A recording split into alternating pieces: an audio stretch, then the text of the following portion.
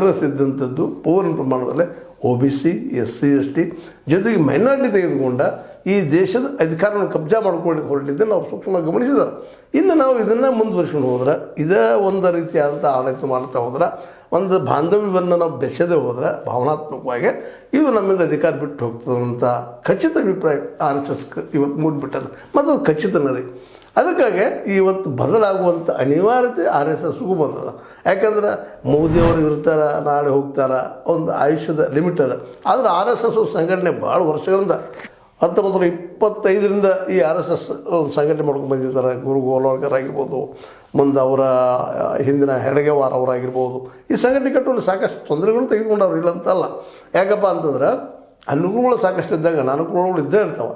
ಹೀಗಾಗಿ ಅವರು ಆ ಸಂಘಟನೆ ಇನ್ನು ನಾಳೆ ಉಪಯೋಗ ಇಲ್ದಂಗೆ ಆದರೆ ಒಂದೇ ಕಡೆ ಎಲ್ಲ OBC SC ST ಮತ್ತು ಅದ್ರ ಜೊತೆಗೆ ಈ ಮೈನಾರಿಟಿ ಒಂದಾದ್ರೆ ನಾವು ಯಾವ ಕಾಲಕ್ಕೂ ಅಧಿಕಾರ ಹೇಳಲಿಕ್ಕೆ ಸಾಧ್ಯ ಇಲ್ಲ ಅನ್ನುವಂಥದ್ದು ಖಚಿತ ಆಗ್ಯದ. ಈ ದೃಷ್ಟಿ ಇಟ್ಕೊಂಡು ಇವತ್ತು ಈ ಮಾತಾಡಿದ್ರೂ ಸಹ ಇದು ಒಳ್ಳೆಯ ವಿಷಯ. ನೋಡ್ರಿ, ಯಾರಾದರೂ ಆಳವರ ಮತ್ತು ಇಲ್ಲಿವರೆಗೆ ಆಳಿ ಅಂತ ಕಾಂಗ್ರೆಸ್ಸಿಗರು ಏನು ಭಾಳ ಪ್ರಾಮಾಣಿಕರಪ್ಪ, ಎಲ್ಲರೂ ಗಾಂಧೀಜಿಯವರಂಗೆ ಪ್ರಾಮಾಣಿಕ ಆಡಳಿತ ಕೊಟ್ಟರಂತಿಲ್ಲ. ಇವತ್ತೀಗ ಮೋದಿ ಅವ್ರು ಮಾಡ್ತಾ ಇರೋದು ಅದಕ್ಕಿಂತ ಕನಿಷ್ಠವಾದ ಆಡಳಿತ ಕೊಡ್ತಾ ಇದ್ದದ್ದು ನಾವು ನೋಡ್ತಾ ಇದ್ದೀವಿ. ಇಲ್ಲಿಯೂ ಭ್ರಷ್ಟಾಚಾರ ಹೋಗಲಿಲ್ಲ. ಸಾಕಷ್ಟು ಇವತ್ತು ಮಾತಾಡ್ತಾರೆ ಮೋದಿಯವರು, ಏನು ಭ್ರಷ್ಟಾಚಾರವನ್ನು ಸಹಿಸುವುದಿಲ್ಲ ಅಂತೇಳಿ.